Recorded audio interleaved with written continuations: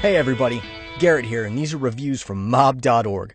Today we have a review of Need for Speed Most Wanted. And, before you say that your grandfather used to make reviews for the game when he was a kid, let me clarify. Our patient was made for Android platforms, so let's ride. We're gonna ride in a literal sense. When you run the game for the first time, you immediately get a tutorial race. It's obligatory, you can't skip it.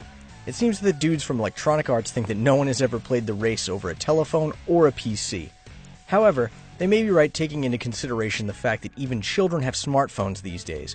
But, as for me, I wanted to rake over the menus somewhat quicker, and the tutorial made me slightly mad.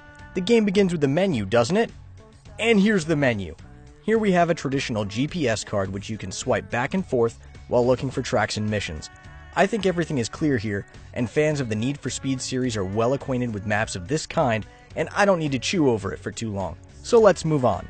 There is a Garage tab. You can buy a new car here, color it, and take a good look at it.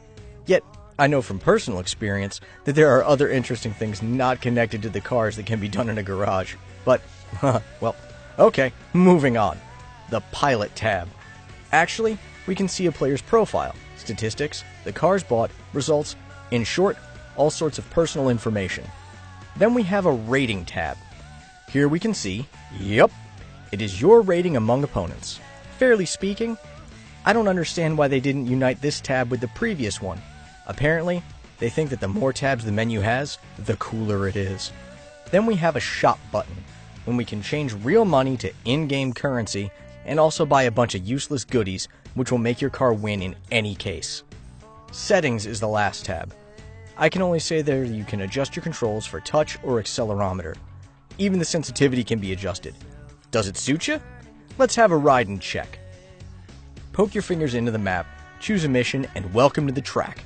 At the beginning of every race, we can see a kind of short trailer where the rushing car swings a camera with the flow of swishing air and street race effectiveness. And after that, they let us do a spot of driving, and it's pretty comfortable. The controls are quite friendly and they're well adjusted. In other words, if I run into something, it happens only because of my clumsiness, not because of the game. There are also two things that make the game a little bit more interesting. There are cops and damages. It would be boring without them. What would we do if we had no policemen and no brakes on the track? By the way, about braking stuff. Models of car wrecks look rather nice. Bumpers falling off, cracks and broken glass, and they are not simply models. The damage is actually important here. If your car breaks down, you have a really good chance of not finishing the race. It's pretty difficult, but I did mention my clumsiness. I need to say a couple of words about the graphics, but I think that the video on the screen has just made it for me. The graphics are good, everything is bright and colorful, and the textures seem to be pretty good too.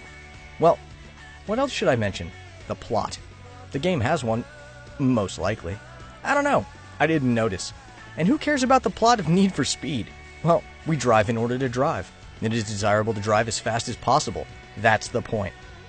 The music, though, it disappointed me.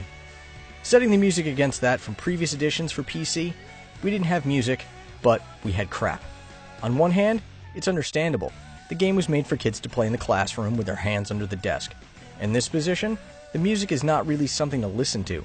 But on the other hand, Electronic Arts isn't a poor company and should have tried not to leave any weak points in the game. So, I had to turn on my own playlist as background music, because I don't want to listen to the miserable thing. But, tastes differ, and someone might like it. The game is optimized quite well, but still, they could have done it much better.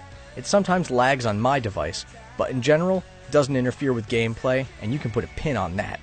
To sum up, the game's not bad. If you like races, don't hesitate and buy the game. It costs $5 and it's worth each one of them. Or, you can download it from our site. The link's down below, in the description. That's it for today. If you liked it, like it. Subscribe for the channel and join our group. This was Garrett and mob.org. See you soon.